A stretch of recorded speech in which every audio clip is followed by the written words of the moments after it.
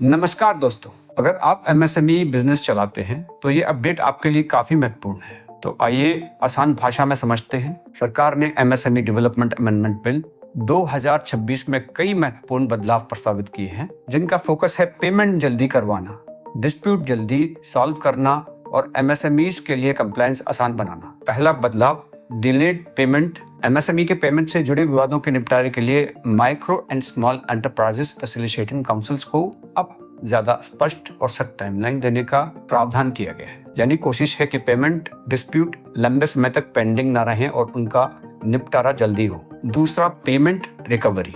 अगर किसी एमएसएमई के पक्ष में आर्बिट्रल अवार्ड आता है तो उसकी रिकवरी को और मजबूत बनाने का प्रावधान किया गया है। यानी फैसला एमएसएमई के पक्ष में आने के बाद पैसे की रिकवरी ज्यादा प्रभावी तरीके से हो सके। तीसरा, 50% पेमेंट का प्रोविजन। अगर एमएसएमई के पक्ष में अवार्ड आने के बाद उसकी अपील 6 महीने से ज्यादा समय तक पेंडिंग रहती है तो कोर्ट परिस्थितियों के अनुसार एमएसएमई को अवार्ड की कम से कम 50% राशि का भुगतान करने का आदेश दे सकता है। इससे एमएसएमई का पैसा लंबे समय तक फंसा रहने की समस्या कुछ हद तक कम हो सकती है। चौथा है trade receivables discounting system. Central public sector enterprises के लिए एमएसएमईज से खरीदी गई वस्तुओं और सेवाओं के इनवॉइस के सेटलमेंट को ट्रेड्स के जरिए रूट करना अनिवार्य किए जाने का प्रावधान है। इसका उद्देश्य है एमएसएमईज की लिक्विडिटी और वर्किंग कैपिटल को बेहतर करना। पांचवा, उद्यम पोर्टल।